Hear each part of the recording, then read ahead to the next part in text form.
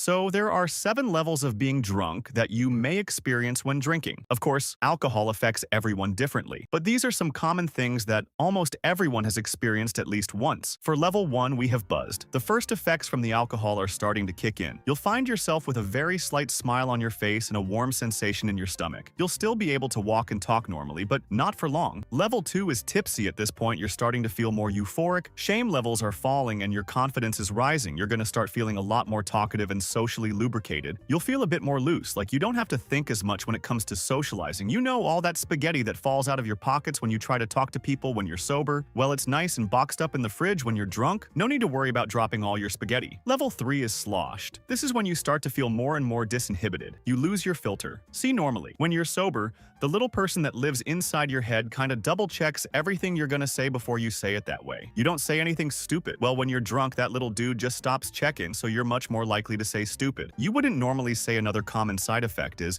you just kind of start to talk in all caps. Everything you have to say becomes really important.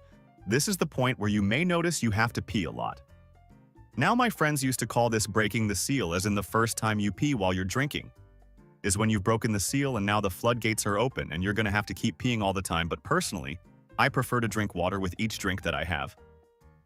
So I just embrace peeing often because not drinking enough water is probably the biggest factor in getting a bad hangover the next day. Level 4, tossed. Bro? Yo, bro, please, bro. Can I hit the jewel? Bro, please, just one hit, dude. Yeah, if you consume nicotine, this is when you're gonna turn into Schmeagol, looking for his precious vape. For some reason, alcohol really potentiates the nicotine. Also, loss of shirts is a common side effect at this stage. If you're at a party and you see someone shirtless, they're tossed. Dancing also becomes easier.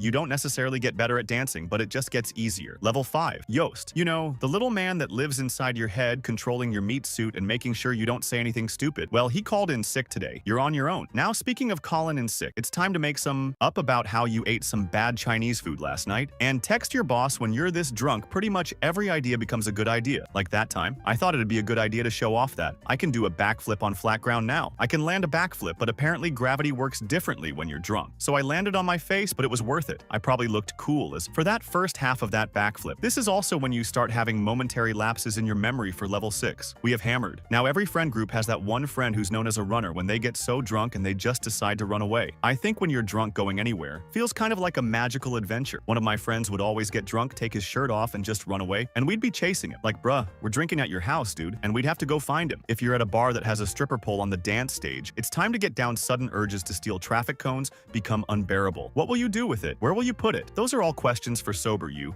And finally, level 7. Smacked, also known as, alright, who peed in my pants? This is when you'll get the spins, where it feels like the whole room is spinning around and around, which can make you pretty nauseous if you haven't already. This is probably when you're gonna projectile vomit all over the bathroom floor. About 60% of drunk people never get their head over the toilet. You also will probably not remember most of what happens after this point. This is when your #1 priority should be to drink some water, maybe have a Gatorade or something with electrolytes in it, and have a little bit of food before you go to bed. And remember, if you're at a party, do not fall asleep with your shoes on. It is an unspoken rule that if you pass out with your shoes on, then legally anyone there is obligated to draw on your face with a permanent marker. That's why I always roll through barefoot. Speaking of bare feet, one time, after a particularly debaters party at my friend's house, we woke up to this message in the group chat. Apparently someone left their shoes in his fridge and we never figured out whose shoes they were or why they were in the fridge. But I can only imagine a couple of drunk buffoons absolutely dying of laughter over putting someone's shoes in the fridge. And here's a tip that may actually save your life at some point. If you're really drunk, do not fall asleep laying on your back. Get yourself into recovery position that way. You don't choke on your own vomit anyways. Peace out, guys. I got some boys over,